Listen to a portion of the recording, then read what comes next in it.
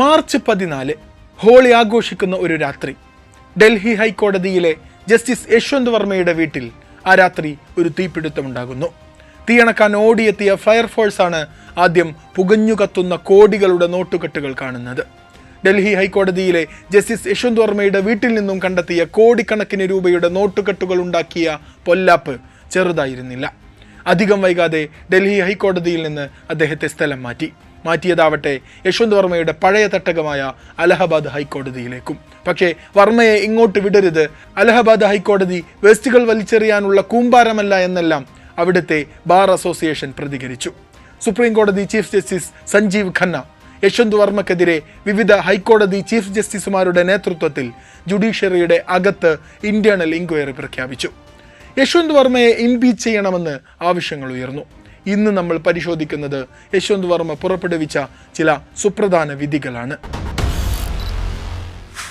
ടാക്സേഷനുകളെക്കുറിച്ച്, media ഫ്രീഡത്തെക്കുറിച്ച്, corporate ഡിസ്പ്യൂട്ടുകളെക്കുറിച്ച്, ഇവയെക്കുറിച്ചെല്ലാം India രാജ്യത്തിൻ്റെ വിധിന്യായങ്ങളെ രൂപീകരിച്ച സുപ്രധാനമായ പല വിധികളും യശ്വന്ത് വർമ്മ പുറപ്പെടുവിച്ചിട്ടുണ്ട്. നോക്കാം യശ്വന്ത് വർമ്മയുടെ പ്രധാന വിധികൾ.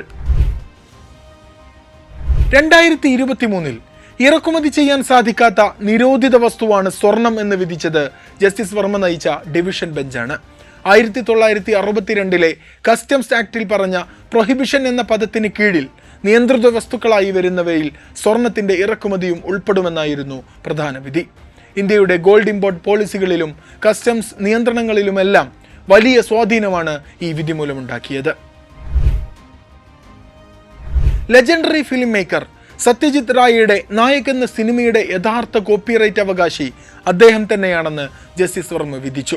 1966 ഇറങ്ങിയ ഈ സിനിമയുടെ തിരക്കഥയെ അടിസ്ഥാനപ്പെടുത്തി ഒരു നോവൽ പുറത്തിറക്കാൻ ചിലർ ശ്രമിച്ചിരുന്നു. ഇത് മറ്റു ചിലർ തടഞ്ഞു. അതോടെയാണ് സിനിമയുടെ കോപ്പിറൈറ്റ് അവകാശങ്ങളെക്കുറിച്ച് ഹൈക്കോടതി വിധി പറഞ്ഞത്. സിനിമക്കാരുടെയും കലാകാരന്മാരുടെയും കോപ്പിറൈറ്റ് അവകാശങ്ങളെ സംരക്ഷിക്കുന്നതിൻ്റെ പ്രാധാന്യം വെളിപ്പെടുത്തുന്ന ഒരു കേസായിരുന്നു ഇത്. ലൈസൻസ് ഉള്ള തോക്കുകൾ കൈവശം വെക്കുന്നത് സംബന്ധിച്ച് 1959 ആയുധ നിയമത്തിൽ പ്രധാനപ്പെട്ട ഇടപെടൽ നടത്തുകയായിരുന്നു കോടതി ഈ വിധിയിലൂടെ. റൈഫിൾ ക്ലബ്ബുകളിലെ മെമ്പർമാരാണെങ്കിൽ പോലും ലൈസൻസ് ഉള്ള 2ൽ കൂടുതൽ തോക്കുകൾ കൈവശം വെക്കുന്നത് ഈ വിധി മൂലം തടഞ്ഞു. ഇന്ത്യൻ നിയമപ്രകാരം തോക്കുകൾ കൈവശം വെക്കുന്നത് ഏകപക്ഷീയമായ ഭരണഘടനാ അവകാശമല്ല എന്നുറപ്പിക്കുകയായിരുന്നു ഈ വിധിയിലൂടെ.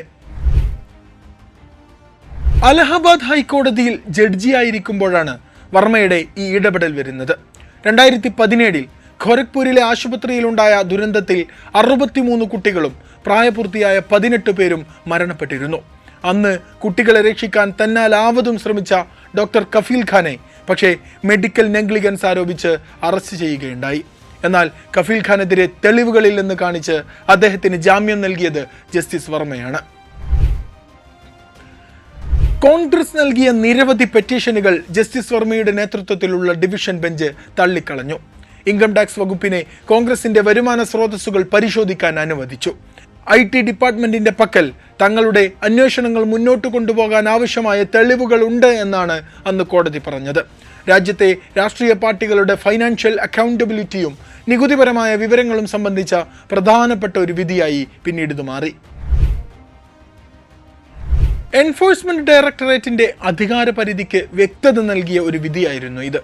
EDയുടെ അന്വേഷണ അധികാര പരിധി ദുരുപയോഗം ചെയ്യുന്നത് തടയാൻ ഒരു പരിധിവരെ ഈ വിധി സഹായിക്കുമെന്ന് കണക്കുകൂട്ടുന്നു.